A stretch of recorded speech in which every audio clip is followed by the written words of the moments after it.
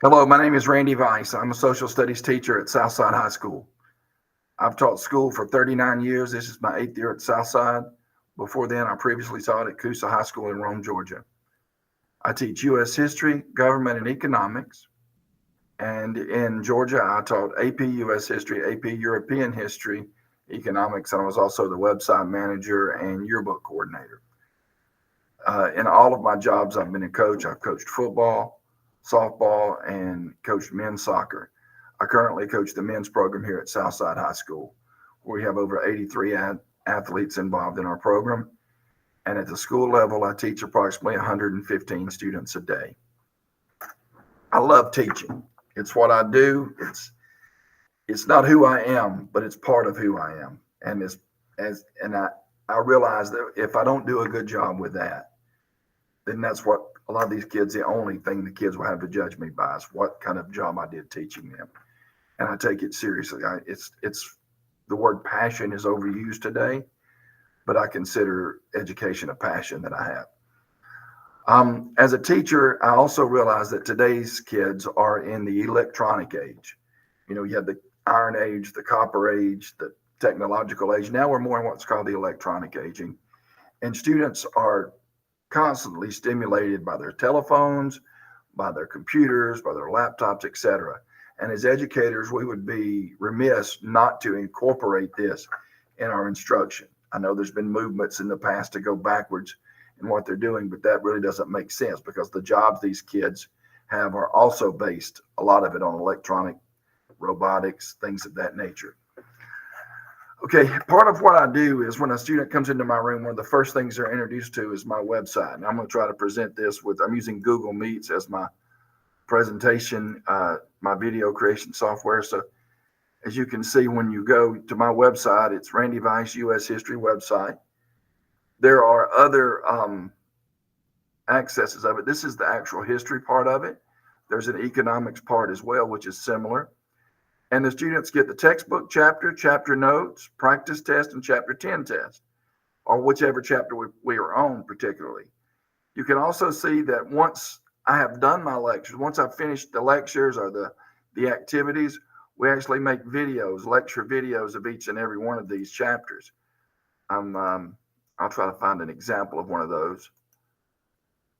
And it's basically a video of a previous lecture. And in this particular case, I still had hair, but nonetheless, it's a really good way to do it. Obviously, it's running slow today and not working, and I apologize for that. But trust me, there are video lectures on here. The students also have access to the textbook. They have several things that they can get through this. Here's a copy of the online textbook, and it's basically the textbook, and they can scroll through there. Also, all of my tests are done electronically. We use programs like Quia and Schoology to do that as well. So a kid gets immediate feedback on how well they did. And I'm a firm believer in if you do something enough times, you might eventually get it right. So within reason, I will let students retake a test. Now, not a final exam or something like that. We don't really have those options. But as far as a weekly test or even a daily quiz, why punish a kid for not getting it the first time? And there's a little bit of rote learning to that, but there's also critical thinking skills. I couple the online testing with a lot of essays we do in class. Things about essay. One example would be Nat Turner. Was he a hero or a villain? Those type things, and they have to bring in supporting information, which lets them use their electronic devices to look up this. Well, people might say, why not use ChatGPT or whatever? We're pretty good at figuring out that 10th graders don't use words normally like positive externalities or negative externalities. But you know what? It's the world that we live in, and as teachers, we have to adjust to that as well. I believe education is a continually evolving profession like every other profession. There are certain things that are static, but a lot of things are changing. One of the things someone asked me the other day was, what's the difference between kids now and kids 30 years ago?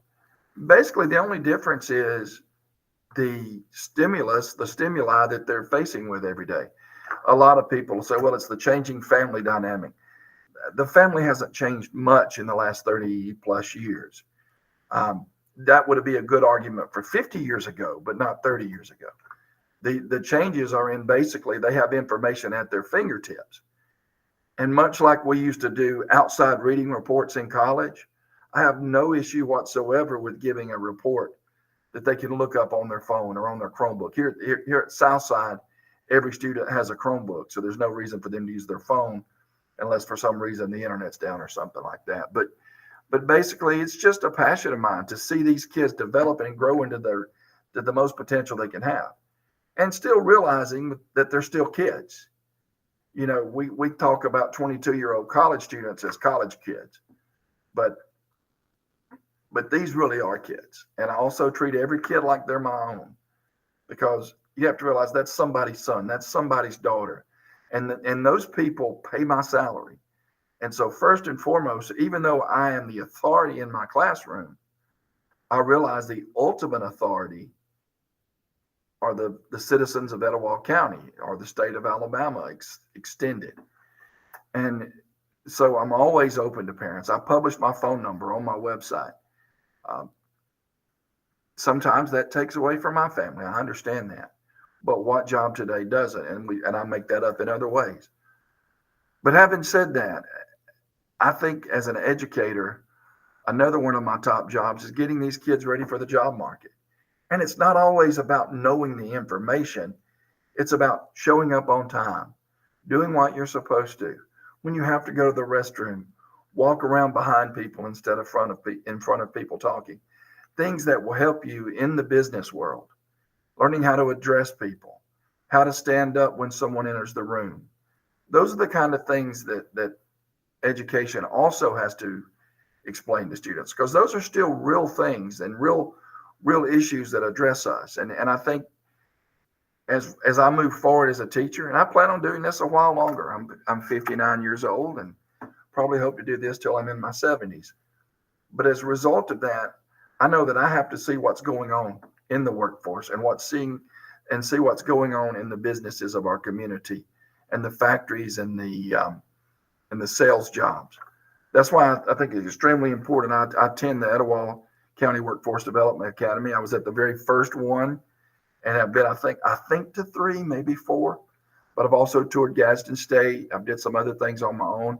I'm a local city councilman, so that I'm exposed to a lot of things in government, and that helps with my government class. And I've also went to Washington, D.C. and been involved in several commercial development discussions as well. So all of that is vitally important that I share with my students. Now, you might be thinking, well, what does a young teacher do who doesn't have those experiences? They have those experiences, but just not quite to the level that we do. But they have other advantages, their youth, their energy. Sometimes that can help kids focus more. I tell everybody that I come into contact with, the most strict teachers in school are the younger teachers. You would think it would be the opposite. But so each level of education, each teacher has their own way of doing things. One of the things I enjoy doing is hands-on activities. Native Americans, for instance, carved everything. They carved tools, they carved bowls, they all of the above. So one of the things I try to do at least once a year, maybe sometimes twice, is do what we call soap carving. It has 2 purposes. One is to teach the kids what it was like to carve things back during that time period. And another is it makes the room smell really nice. Let me see if I can find a picture of some soap carving activities here. Again, it's tricky when you're running Google Meet as your primary video creation. You see, they're proud of what they. Here's an example of the rubric they're given at the beginning. You can see they do a good job with it and they take it serious. And one thing you'll notice, every kid is engaged. They're not sitting holding their phone. Their phones are out, and many of them use their phones to look up ideas. But at the same time, they also focus on the activity at hand.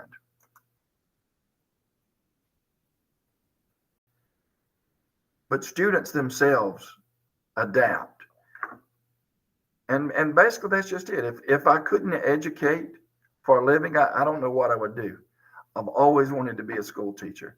It's kind of funny. My brother told me one day that you've always wanted to be a school teacher and a politician, and I think you're the only one of us that said exactly what you wanted to do that you've done, and they're both very successful at what they do. But it's one of those things. It's like I say, it's just a passion of mine, and I appreciate the opportunity to get to tell you a little bit about what I do. I would like to introduce you to some of my students, but I don't know that would be acceptable at this time. But they're great, and but again, to see a student out in public and them tell you, Coach, I learned a lot in your class, or Coach Vice, I miss your class, that kind of thing. And they might be 40 years old. That means the world to me. Sadly, I don't always remember their names then because I probably taught 2,000 students or more. But at the same time, I recognize them. And again, it means the world to me. Thanks again, once again, for this opportunity.